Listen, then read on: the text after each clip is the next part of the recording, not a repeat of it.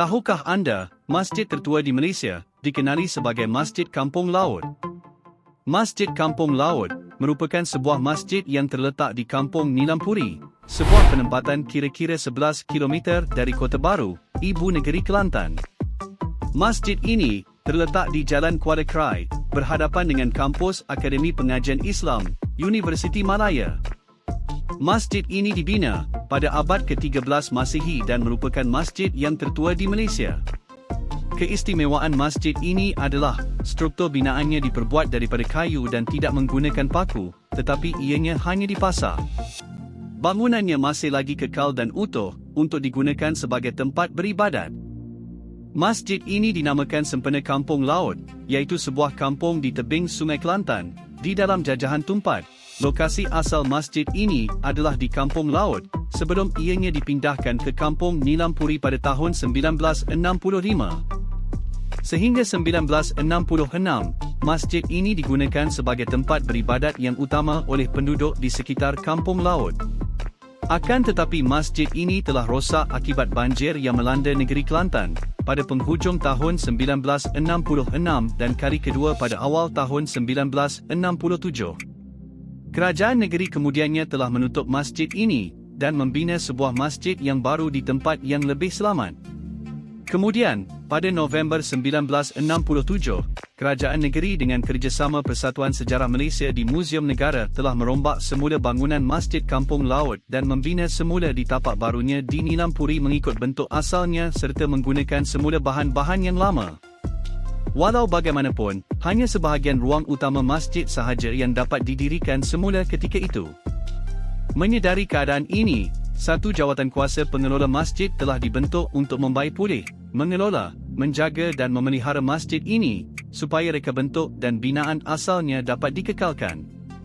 Masjid ini mempunyai nilai sejarah yang cukup tinggi, kerana ia berkaitan dengan penyebaran Islam ke rantau Asia Tenggara, malah, sekaligus telah membuktikan kewujudan ketamadunan masyarakat Melayu Islam yang terdapat dan diilhamkan pada struktur dan seni bina masjid ini.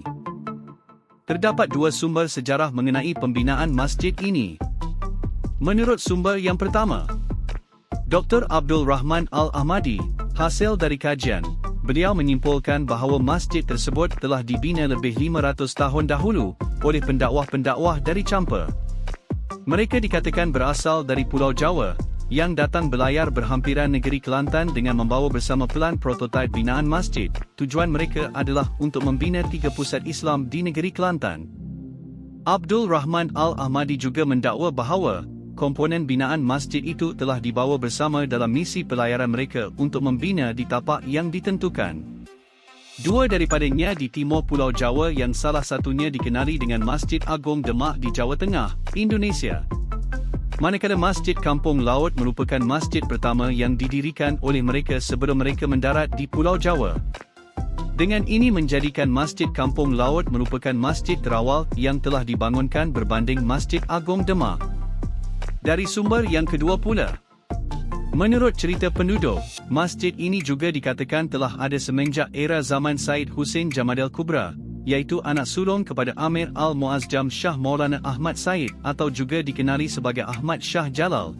Beliau seorang pendakwah dari Dikan India, datang ke negeri Kelantan untuk menyebarkan Islam pada tahun 1349 iaitu abad ke-13.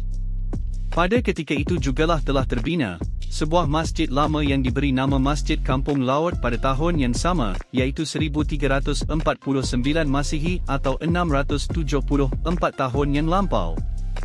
Pada tahun 1988, masjid ini diperbaiki dengan dilengkapi kemudahan-kemudahan moden seperti elektrik, air pipe, tandas dan kawasan untuk duduk berehat.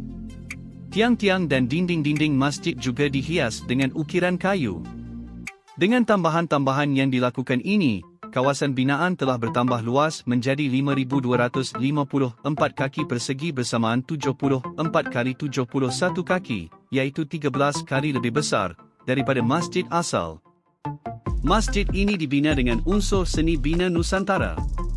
Ia merupakan sebuah struktur asas dengan hanya 4 tiang, yang menyokong bumbung 3 tingkat yang diperbuat daripada daun rumbia.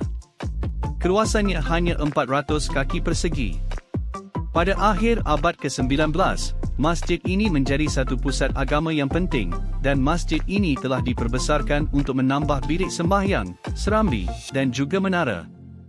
20 batang tiang pula dibina untuk menyokong binaan tambahan ini. Binaan tambahan ini telah menggunakan teknik tebuk pasak yang amat unik. Ia dibina daripada kayu, tetapi tidak menggunakan walau sebatang paku sekalipun.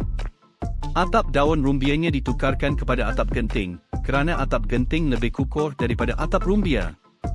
Masjid Kampung Laut ini dapat memuatkan hampir 400 orang jemaah dalam satu masa.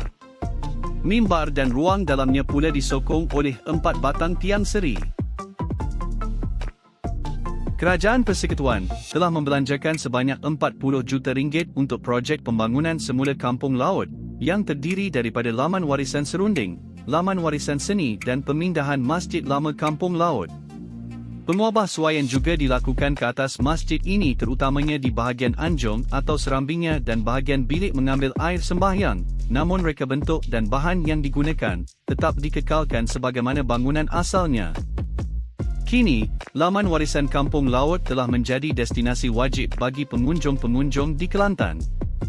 Di samping itu, penjualan serunding Kampung Laut juga telah menjadi daya tarikan pelancong yang mengunjungi kawasan tersebut. Sekian sahaja kisah mengenai masjid tertua di Malaysia. Terima kasih kerana menonton.